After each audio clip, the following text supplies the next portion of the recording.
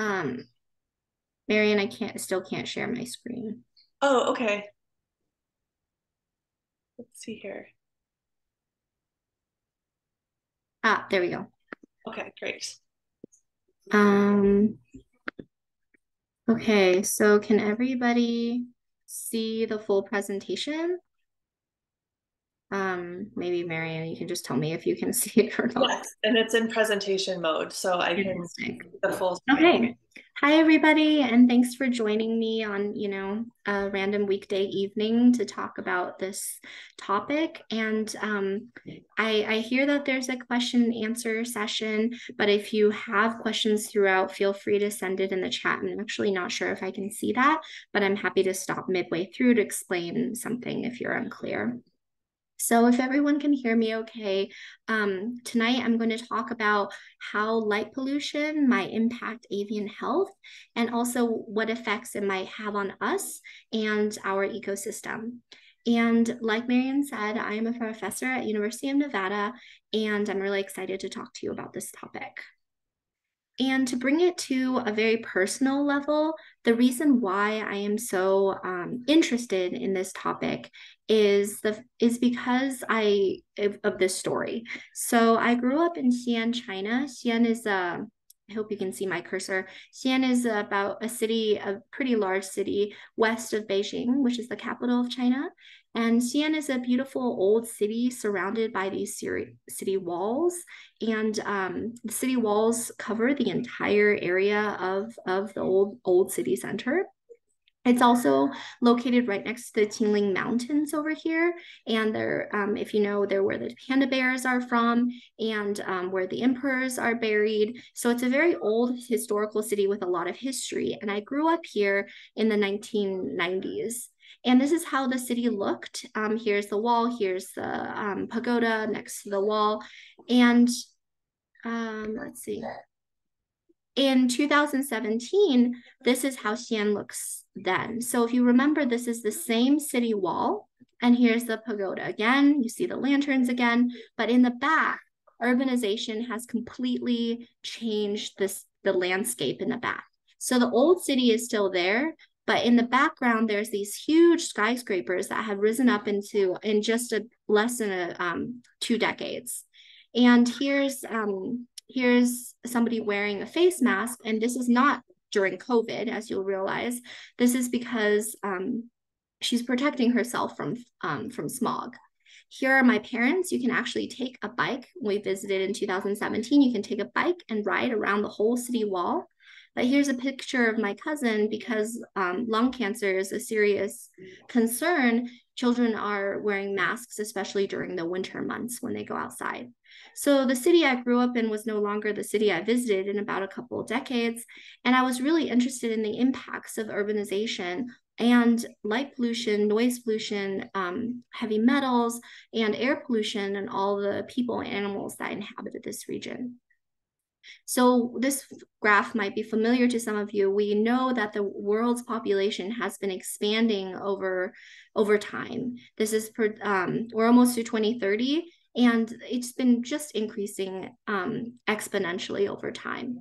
But what's interesting about this is that the urban population, shown in red, is the one that's driving this trend. So you see the red line going up, whereas the rural population has relatively stayed stable during this period. So what this means is that there's an increase of urbanization across the globe, in that more people are moving to urban centers and more land is being converted towards urbanized areas. And with this increase has also increased the number of publications and research on all the animals that are, I guess, exposed to this urbanization trend. This is a study that is showing how the number of publications in just the field of ornithology, so avian biology, has increased just in terms of urban ecology.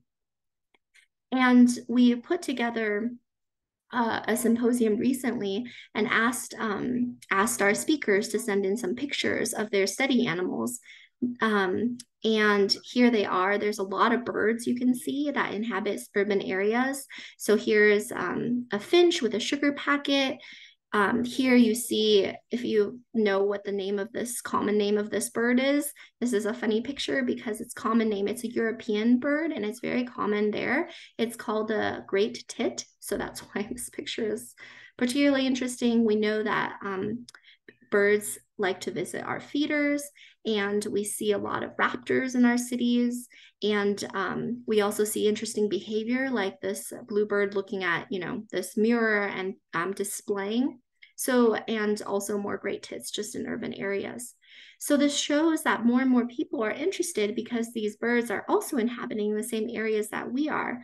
And my research interests are really to understand how these pollutants are affecting avian biology. And the focus of the talk tonight, which you probably came to see, is about light pollution. This figure is taken by NASA of the entire globe at night. This figure is now about 10 years old. So if we zoom in on the United States, this is a more recent figure in 2016, showing the areas that are brightly lit at night. If we go back to this global picture, more than 80% of the world's populated areas are under light pollution. So are under the what's known as light pollution, which means that light obscures the sky to a certain extent that we can no longer see stars and other astronomical objects. And this is what the United States looks like. There are still pockets of dark skies out there, but most of the US is covered by light pollution. So this is a New World Atlas of artificial night brightness. This is a recent phenomenon, I would say, back about the last 50 years, especially with the invention of LEDs. And so the main concern now is, what is this doing for avian health? And so today I thought I'd pull something from an old adage for marriage. I'm going to talk about something old, something new, and then something blue. So let's talk about something old. This is getting very old. We're going to start with a brief history of lighting, with the Big Bang happening about 4.5 billion years ago. And then throughout that time, the sun is the one that's provided light and dark cycles. All animals evolved under this light dark cycle for 4 billion years. And sure, humans, there were fire about 400,000 years ago, but it wasn't until incandescent lighting and gas lighting that appeared around the 1800s that light became a staple of society and civilization. So after the 1800s, rapidly, there's a lot of development of newer technologies to current day where LEDs and OLEDs predominate our lighting regimes. And now our entire globe, like that picture that you saw, is artificially lit at night. So we know from something old, Sir William Rowan in the 1800s, late 1800s to early 1900s, studied avian biology. And this is the gonad, or in particular, the female gonad, the ovaries this is a blackbird, the European blackbird. And what you see is in this panel is A, and in this panel is B. And he noticed by doing these laparotomies that ovaries for the females this was taken at the same time, so approximately the same dates in February. But what he noticed is that the ones in the forest, so this is a Bedfordshire bird, which is in the forest areas, versus the birds in London, this is a London bird, around the same time had completely developmentally different ovaries, meaning that the urban bird, the ovaries had started developing small follicles, large follicles, and this bird is getting ready to lay an egg. Whereas this bird up here, this forest bird, doesn't show any follicle progression, so the gonad has not been growing. And he hypothesized that it was probably due to the lighting around London that really raised this London bird to have a completely different reproductive cycle. And so he was the first person to really look at urban ecology per se, even though they didn't call it back then, and the impacts of what light was doing, not just photoperiodic light, so not just day and night, but what artificial light might have been doing to the ovaries of these birds. Since then, there's been a lot more calls. So if you're really interested in this topic, I can recommend these two books. One is by Catherine Rich and Longcore about ecological consequences of light pollution, and the other is The End of Night. So these books have illustrated both popular and scientific interest in artificial light.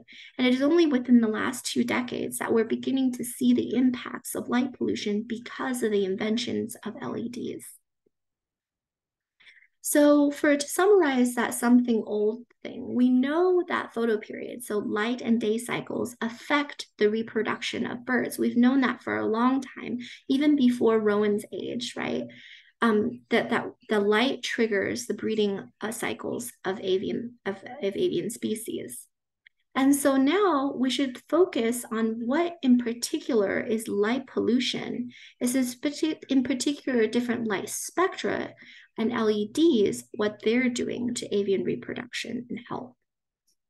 So now I'm going to talk about something new. And to start off, I want to just give you an idea of the impact of LEDs. LEDs have been increasing, like I said, over time, right? So there's been an astronomical increase in lighting because LEDs are more, you can change the color very easily. They're cost efficient. You might have replaced some of the fluorescent lighting in your own home with LEDs, but not much is known about them in terms of their impacts on both avian and human health or other animal health. So can we assess the effects of different colors of LEDs on the fitness of organisms? And this is our study species. This is a second cavity nester. I usually study second cavity nesters. They're the ones that inhabit nest boxes. You readily use nest boxes to nest in.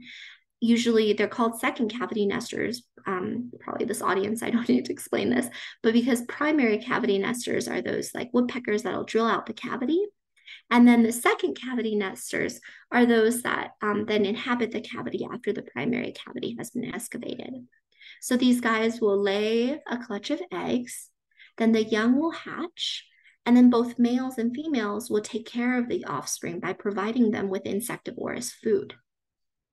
This species is really great to study because it means that I can actually catch them multiple times to follow their physiology and health. And also we can look at their population growth. We can look at a lot of other things because they readily nest in these nest boxes. And so to do this work, I actually traveled to the Netherlands, where there were these, where the Dutch government and the Dutch scientific community was really interested in changing their lights from this bright whitish, yellowish side of light to these more perhaps eco-friendly colors, such as this reddish or this greenish light. What's really great about this is that we worked with Philips Lighting Company, which is a Dutch company, to develop these lights that appear red or green, but when you work under them, they're a broad spectrum lighting. So that means that they can function aesthetically, and humans can function because they're broad spectrum, so you can see just as if it's under a white light spectrum. So across 8 different forests in the Netherlands that were previously unlit, there was set up a control, yellow transects, yellow whitish transects, reddish lights and green lights in a row, and we pretty much lit up the forest in these different spectra. And I joined this giant project that also looked at insects, effects on mammals, effects on bats, effects on plants. So if you're interested in any of that, feel free to ask me questions about any of that at the end. And I was there to really look at the birds. In fact, I was really there to look at the physiological health of the birds. So what we did was that we placed radio telemetry on each bird. This is you can see the little antenna sticking out, the black line out here, and on this great tit. And we basically looked at how their behavior changed because this radio tag sent out frequencies. And we can, every time that the frequency changed, we knew that the bird was moving. So we were interested in whether these birds were active at night, and if so, how active. So here are some students with radio antennas and tracking them in the field, trying to understand where they roosted at night. Here we are under reddish light. Again, it looks kind of odd, but when you're under these lights, it actually seems like whitish lighting. These are automatic receiving units, so we could record the bird over time. And what we looked at is this actogram on the left and this change in activity on the right. So let me explain the actogram. So this is an actogram of like a representative individual. So under dark conditions, under green light conditions, under reddish light conditions, and under whitish light conditions. The black bars represent nighttime, and the black shaded areas represent nighttime. The whitish areas represent daytime, and each little black bar here represents a bout of activity, so that bird was active. So what we can see is that in these representative random actograms that I picked out, there's a lot more activity in whitish light than in all the other treatments. And when we summed that up, what we saw was double the amount of activity in whitish light than in all the other treatments. So this meant that birds were more awake and more active at night than in the other colors, in the other treatments. And I'm going to take a little breather here to talk about a hormone in case you are not familiar with this hormone. So glucocorticoid hormones is a steroid hormone, and it regulates metabolism. So higher levels of this hormone, you also increase metabolism, but it's also released in response to stress. So oftentimes when a bird experiences a stressor, this hormone is released. So we kind of use it as a proxy for how much metabolic or how much stress might be in the system. But again, it's in relation to both. So a stressor like a predator or maybe a long-term stressor like light pollution hit the thalamus of the bird, and it produces corticosterone. In humans, you might have heard this hormone known as cortisol. Its effects are immediate, so it'll increase blood sugar, it increases metabolism. Long-term effects, it'll suppress our immune system, it'll also suppress reproduction, so non-essential functions. This is important because you don't want to be reproducing when, let's say, a predator is chasing you, but it's also important because if you are chronically exposed to stressors, then you might not be able to reproduce. You might die of disease because your immune system is not functioning. So it's a problem if you have high levels of this hormone elevated constantly over time. And what we find in white light conditions, just like the activity, we find higher levels of this hormone, almost double than in all the other treatments. And not only that, but we find higher prevalence of malaria in white light conditions too. So here are all the other treatments. This is yes, the bird is infected with avian malaria. No, the bird is not infected. So it's about even across the dark control, the green, and the red treatments. But under white light conditions, almost all the birds were infected that we caught were infected with avian malaria. Now, this could be one of two things. We also found more mosquitoes and avian insects in white light conditions because insects are attracted to white light. So it could be that mosquitoes were just more present so that the vector was getting transmitted more frequently in white light conditions.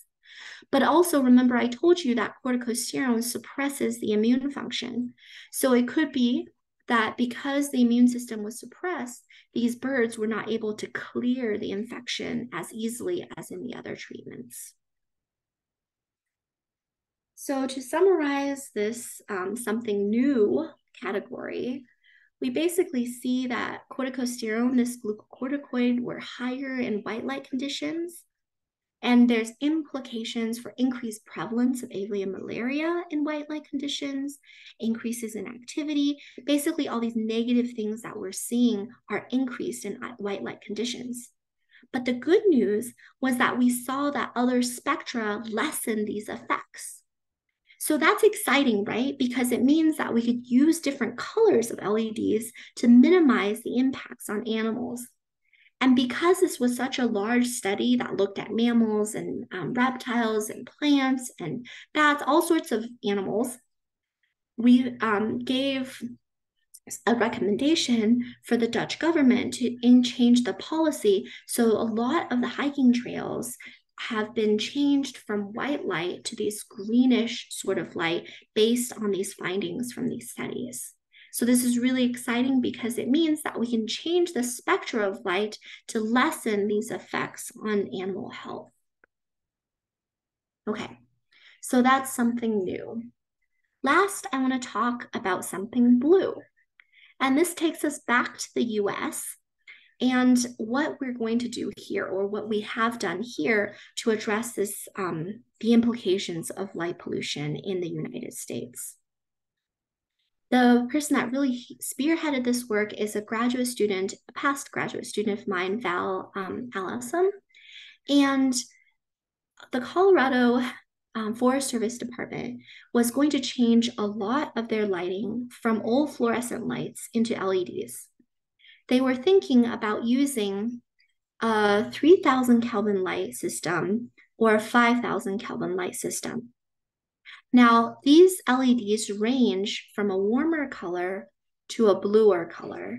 So this is a cooler or higher Kelvin temperature light.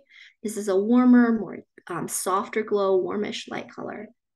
And we know from previous studies on humans that blue, shorter wavelength of light that produces more of a bright bluish light is more perceived by photoreceptors and therefore has a higher impact. So the question was, what would birds prefer, or what made the most impact? A warmer color of light or a cooler color of light? To do this, we worked with zebra finches in the lab, and we made active perches so that we knew their activity as they bounced back and forth. So every time they hopped on this active perch, it recorded a bout of activity, allowing us to monitor their activity over long periods of time. So what we can see is nighttime activity bouts over day of treatment. The star here indicates when treatment was applied. This is the dark control condition. So they had light during the day and no lights at night. So you can see that the nighttime activity was very low. This is a warmer color light, so that yellowish light, again, was pretty low throughout. But the blue light conditions had a huge increase of activity towards the beginning of the treatment. And so we see an increase, again, in activity and an amelioration of that activity if we use a different color or a different spectra of light. There was also changes in corticosterone, that hormone that we talked about before. Here is, we took corticosterone before and after treatment. And what we saw is no change in the treatment, in the dark treatments, no change in the yellow treatments, but a huge increase in corticosterone in the blue, shorter wavelength of light. What that means is, similarly to the Dutch study, we see increases in activity that is then leading, or perhaps corticosterone is leading these increases in activity, increases in corticosterone due to that blue light treatment. We also looked at heart function and pathology, and we saw that male zebra finches had increases in heart size even after 2 weeks of this exposure. We were interested in whether this is related to simply that they were more active. So therefore, since they were active, then they increase heart size, sort of like exercise hypertrophy, like athletes, or whether it was pathological. So this was a negative consequence. And it seems like after 2 weeks of exposure, there were no differences in stress signaling and no differences in heart fibrosis. These are just signaling pathways, meaning that these are control and light conditions, and there was no difference. So it seemed that this increase in heart size is really due to exercise or the increase in metabolism, rather than this pathological effect. So at least in 2 weeks, we don't see these negative consequences of light pollution on terms of pathology or fibrosis or stress. So because of the study, we were really interested in whether artificial light at night directly affects these behavioral differences, these physiological differences, and these health differences that we saw, or whether it was because it was due to a misalignment of the circadian clock. Circadian clocks regulate our wake and sleep functions. If this is what's affected, then all of this is really hard to change, because when the circadian clock is disrupted is when we see very negative consequences, such as cancer, other types of pathological studies. For example, night shift workers usually have disrupted circadian rhythms, and that can lead to mortality, lower survival rates for these workers, and also increases in prevalence of hormonal cancers like breast cancer. So we were really hoping that it might be a direct effect that we're seeing rather than circadian misalignment. So we looked at these 6 clock genes in the brain and the liver. This is with my collaborator, Young. And the good news is that if you see the blue light conditions and the dark control in black, all these curves line up pretty well. So this basically indicates that this is a direct effect on behavior and physiology. And at least at dim light levels, it's not changing the central circadian clock, which is good news that we can use other types of spectra to ameliorate these effects. So something blue, to summarize that, we have changed the lighting policy in Colorado in the sense that they picked, based on our studies and others, the 3000 Kelvin lighting regimes to change their fluorescent lighting. There's huge impacts on human health based on lighting regimes. So I currently work with urban planners in Reno to make sure that urban lighting that goes up can change, because it's so easy, right, to change the color of LEDs to something more friendly. And so to just end with something blue, if you use less blue, like using that nighttime filter on your phone perhaps, or just using a different color of light in your outdoor lighting, it might be really beneficial to all the animals that also use that space, including yourself. So using less blue is a policy we can really advocate going forward with impacts on light and fitness and health. And so I started by telling you about the fact that I grew up in Xi'an, and we really, what's next for urban ecology and how do we address these issues? Well, the Xi'an of my childhood isn't going to come back, right? We're not going to go back to to how it was 20, 30 years ago. But what we can do is we can change the lighting in cities so we can build greener cities. How do we impact our city space so that both animals and humans can function there happily? So these are my collaborators in China, and we're really trying to use these tree sparrows as a model organism to understand how we might co-inhabit these spaces along with our wildlife. And I just want to give a thank you to the people here in color that helped with the different studies, and all the undergraduates who worked in my lab, to a great group of colleagues here at UNR, funding sources. And I think I have plenty of time for questions. I asked Miriam what timing, and she was like 30 to 40 minutes with lots of time for questions. So I'm hoping that you have some questions for me, and we can just open this up to a question and answer session. If you have questions about light pollution or other areas that I work on, I'm happy to answer as much as I can in the next 30 minutes or so. Thank you so much. That was such a great presentation, and I can just start. If people have questions, enter them in the chat or the Q&A. And I have a question to kick off. I know that in Minneapolis, our city is very focused on public safety and increasing like street lighting is one Right. of the big funding investments that the mayor would like to make. And I know Mhm. there's been dialogue about like downcast lighting Right. versus like more ambient light. And Mhm. Right. I've read about like encouraging people to use motion sensors Right.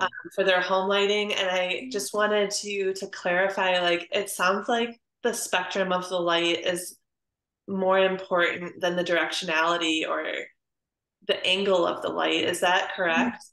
So that's a really great question. And I just want to say something about light pollution in general, right? Unlike other other pollutants like heavy metal and those type of pollutants that I also study, light pollution I actually think is very solvable in a sense that I want to end, yes, there are negative consequences of light on these animals, but it's also, there are lots of different solutions we can have to increase the nighttime darkness that we might love or care about.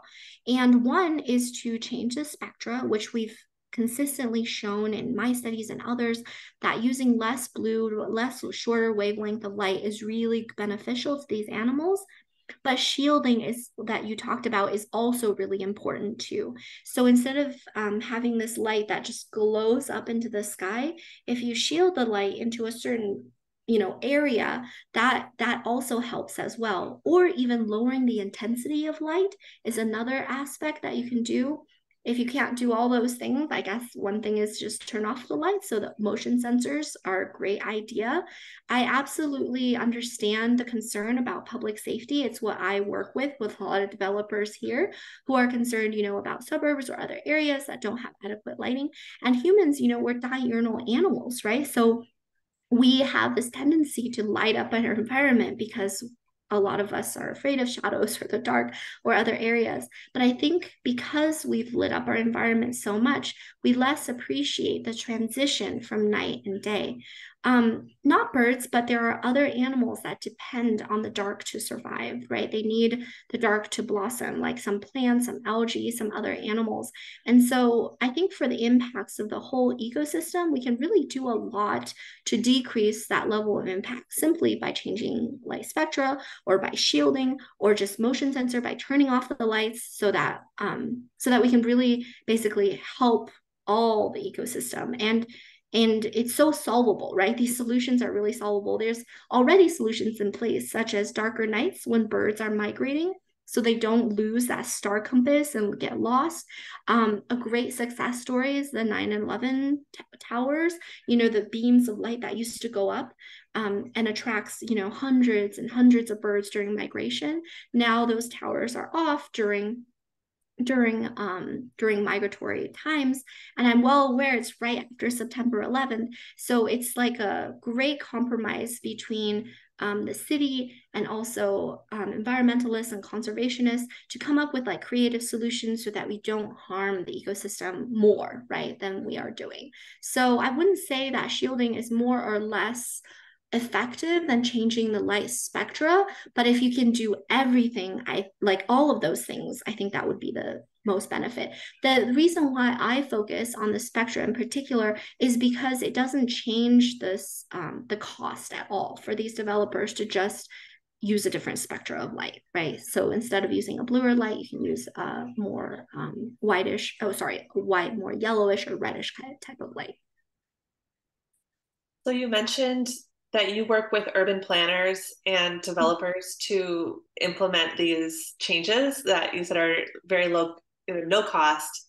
And I Yeah. was wondering, in the urban planning world, how Mhm. ingrained is the spectrum concept as like a best practice or an ecological uh, concept?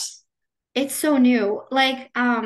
So I think that, I every time I go give talks or sit on committees and planning things, people aren't aware that there's alternative lighting sources, right? So the engineers all have a plan. They want to, build lighting and this is what they use. But when I bring up, oh, it doesn't change the cost to use these other spectra, they're very open to when I say it doesn't change the cost.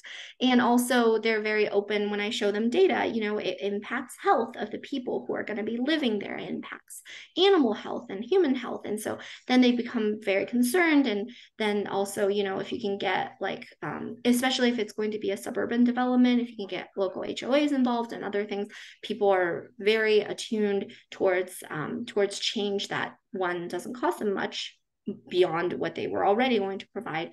And so I don't think there's I just don't think people are aware of it, right? I've sat on so many of these things, and every time I bring it up, it's always like, oh, we didn't know that. So we have oh, okay. We have one question, mm-hmm. and Kelsey says that she's on the Coon Rapids Sustainability Committee. That's a Mm-hmm. suburb of Minneapolis. Do you have specific resources for cities to help them find these red, green, broad spectrum? Yeah, so so I do, and Kelsey, I can, can I put like my email is this, and if you email me, I am happy to send you resources because I can't, just send you them over email. I still work with Philips a lot on during development of our own lighting sources and trying to find sustainable lighting.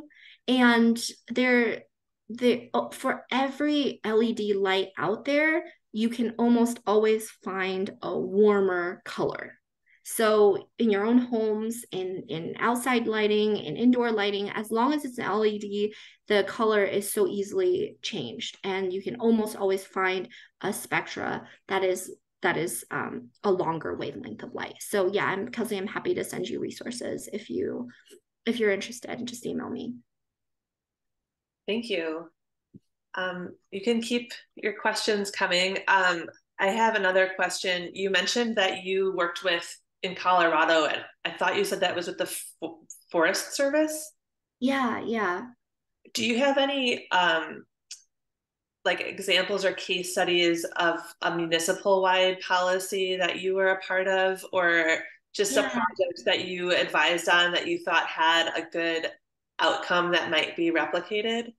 Yeah, so a lot, I say that they're open, but also I've gone to a lot of planning committees where there are less like, okay, we heard you, and then nothing happened, right? So there is a development here in Reno that went up in Lemon Valley recently, and it's a suburban type of development. It was a smaller developer, and they were very amenable towards changing.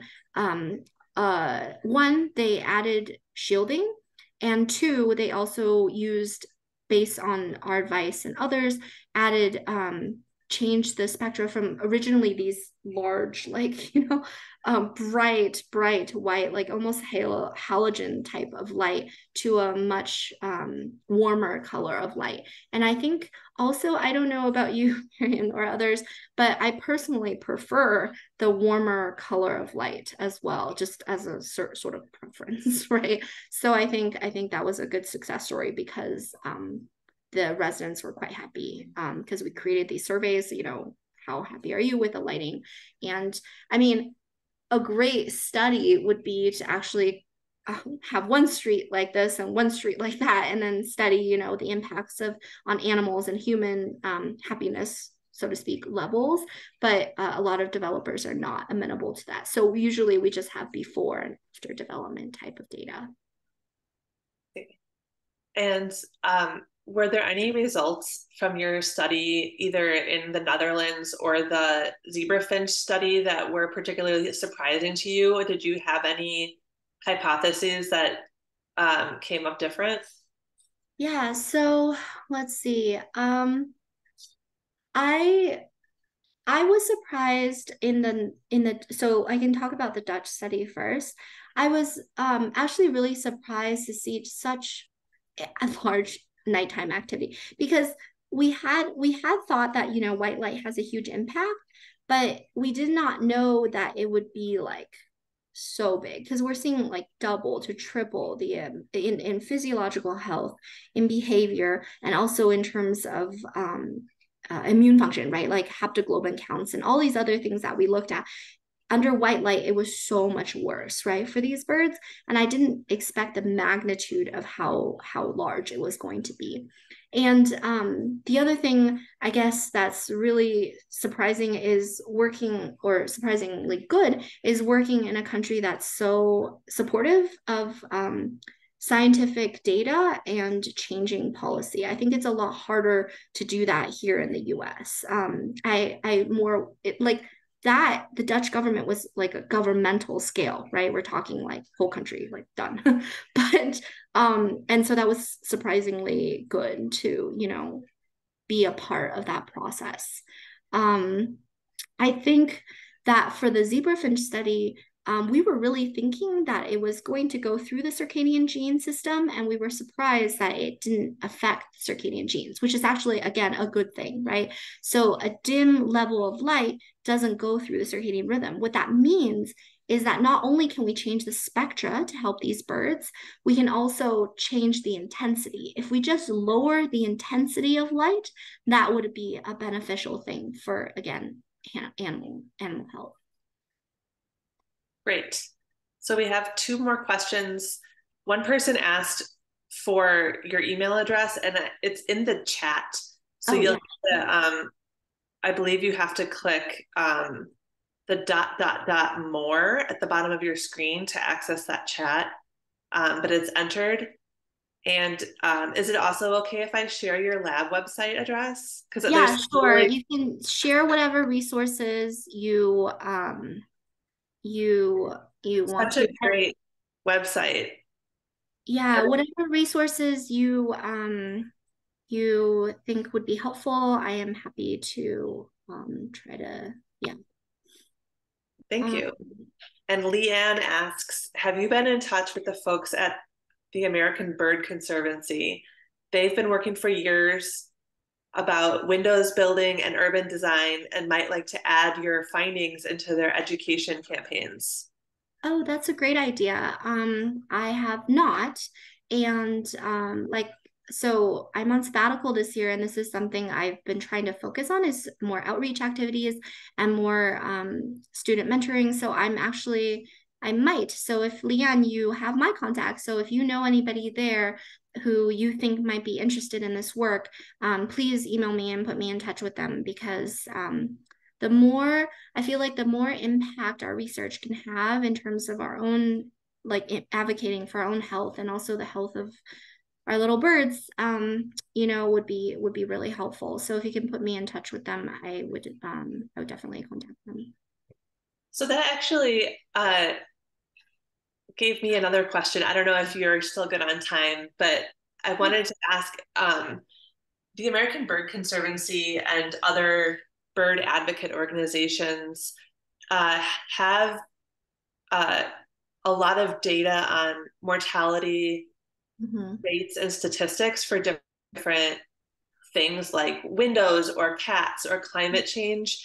And it sounds like in your research that there might be like sublethal impacts or more Yeah. less direct impacts of that the birds are surviving Mhm. and thriving less well, but you can't measure it as discreetly as other Yeah. impacts. And so I was wondering if you could just talk a little bit about that and if it's a challenge to communicating your science.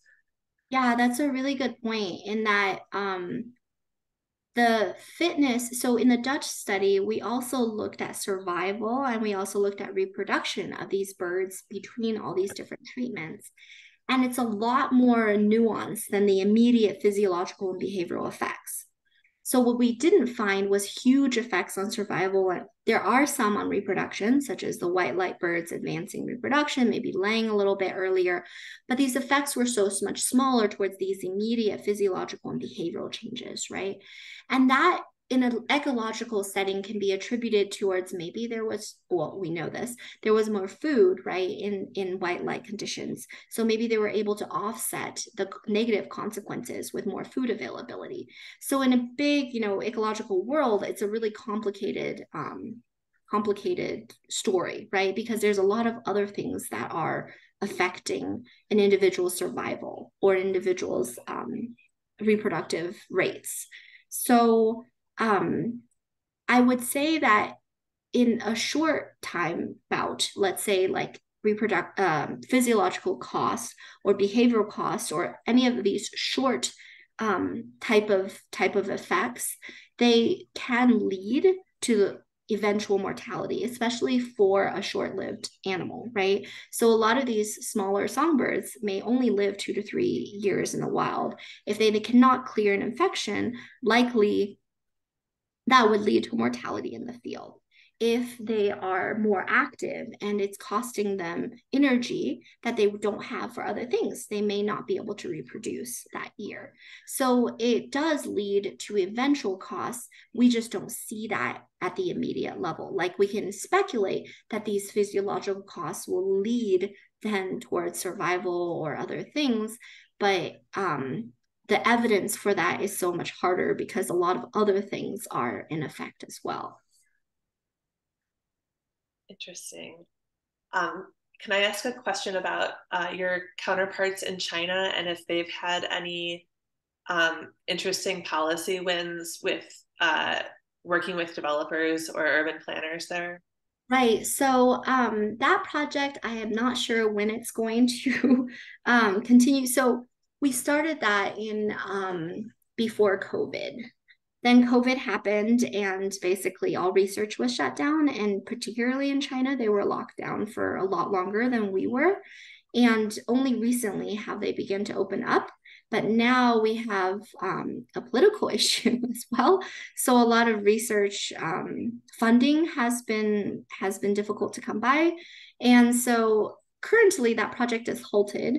But before, we were really interested in using these tree sparrows in areas of Beijing and seeing if we can use them as these monitors, like the bioindicators. So if you don't know this, birds are really great bio indicators of just how things are doing in the ecosystem. So for example, sparrows will ingest rocks and other things, so they can be an indicator of heavy metal content in soil.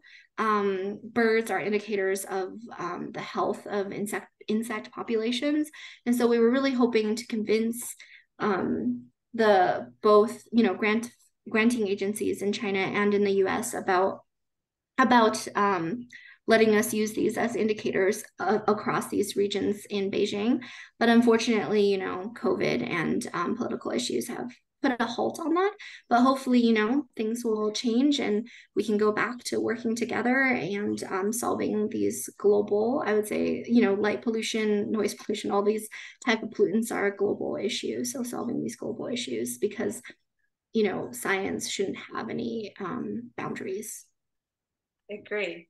I actually spent a summer after undergrad working for a geologist in the Yellow River Basin, and I got to go on the wall in Xi'an, and it was Mm, an extremely beautiful city. And it did look more like the 1990 picture at the time. It was like yeah. 2006, but I wish I had noticed more of the birds there, but I was focused Yeah, focused there's on. some great birding locations in China. And and I think the government's more and more focused now on conservation because they've realized, these resources are limited. So hopefully that will only mean more of these birds get to survive.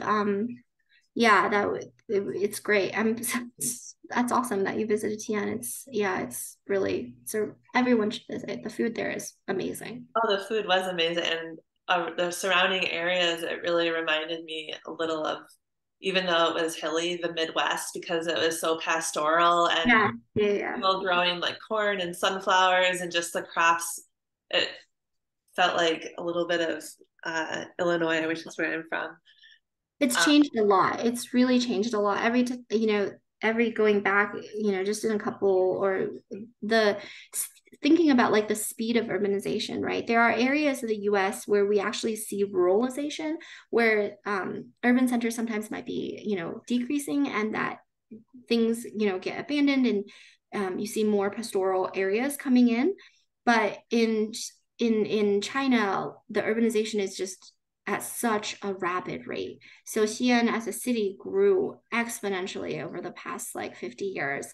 And with the, automobiles, thinking about the population of China, for example, how many people are there? Like, you don't realize we are in the US, it's so less dense, especially in the Midwest, right? Even in New York City or LA or whatever, the density is incomparable to any city in Asia. It's incredibly dense as a city. So thinking about all those people living in these high rises, all owning cars, it creates a real problem in terms of air pollutants and metal pollutants and all of these other issues that we're talking about, right? Like, I grew up in China, right? So I never lived in a city where under the Bortle scale of 9, right? Like, you don't, I don't see, I've never seen stars in that sense, right? Because I grew up in China. It wasn't until that I went to this island, like during grad school, where I saw the Milky Way, and it profoundly changed how I felt about the night sky and how everybody should have a chance to see that in their lifetimes. And unfortunately, so much of our planet is so covered in light that you really have to, go somewhere remote to be able to see the Milky Way in all its glory. And I think that's why I care so much about the impacts of light, right? It's not only a health thing, which is what I focused on during this talk. I also think it's a very much of an aesthetic thing that humans are missing out on. Oh, totally. And actually, in the Twin Cities, we are far enough north where sometimes the aurora borealis would be visible. And so my dad's a big sky watcher, and he'll always say, like, oh, I read in the newspaper that, that you could see the northern lights from the Twin Cities last night. And did you see them? And I was like, no way, I live by the airport. Like, and so it's interesting that it's something that like would be within reach to people in this area, but because of our built environment, I'd have to go up You have to go somewhere a couple else. hours to a dark sky region to see that. Right. So yeah, I totally agree. And I have one more question if you have time. I Sure, was yeah. wondering about I feel like I still have a pretty rudimentary understanding of the circadian rhythms versus like just light disruption. And I Right. was wondering if any of your research plans would involve like a nocturnal bird species versus a diurnal, or if that is something that you already know Yeah. would make a difference. Yeah, so that's a great question. I mainly work with diurnal species, right? And you would think that perhaps light would affect, I don't know, that it would impact both species equally, but for different reasons, right? So there's some great research happening in Europe about owls and light pollution, how that's affecting them. I haven't followed up to see if they have had new publications, but I knew that people were doing research on this. So I know there are researchers out there working on nocturnal species. Jesse, oh my goodness, I'm forgetting his last name. I can't believe Jesse. There's a great researcher here in the US working on bats and insects. And I would say that for the insect communities, light pollution is such a problem because insects are so phototoxic, and they're driven where they just go to these light sources and they spiral and they spiral and then they just die. So I think for the bird community, at least, it's really worthwhile to look at nocturnal species. You can imagine that owls or other predators that hunt at night, when their surroundings are being flooded with light, they probably cannot see as well. And also, their prey probably might be more cautious. At least in the Netherlands, when they were looking at mice, that's what they found, is that prey were more cautious under white light conditions. So I'm sure it affects nocturnal species. I just haven't followed up on those studies, but they are being conducted and have been conducted on numerous taxa. And like I said, those two book recommendations, and there's also other popular science books about light, like the Darkness Manifesto that was recently published. Lots of really great work for popular science if you're interested in the impacts on other species as well. Thank you. And actually, Dr. Bogart is a faculty person, I believe, at St. Thomas or one of the smaller universities Oh in yeah. the Twin Cities. And he was a speaker for us, I think, 2 years ago. And you can find his The End of Night program on our YouTube channel. So that'll be my last plug for the night. But I don't see any other questions, and I feel like I've asked you so many. And uh, thank you so much for such a wonderful. I learned so much, and I know everyone here did too. And it'll get a lot of mileage on our YouTube channel. So, if Thanks for the anyone has invitation. any, yeah, if anyone has any follow-up questions, you can reach us through our website or through the email address in the chat. And thank you, Dr. Ouyang, and thank Yeah. you everyone for coming. Thanks everybody. Thanks for the invitation. Hope you all have a good evening. Bye. Bye, thank you so much. Bye.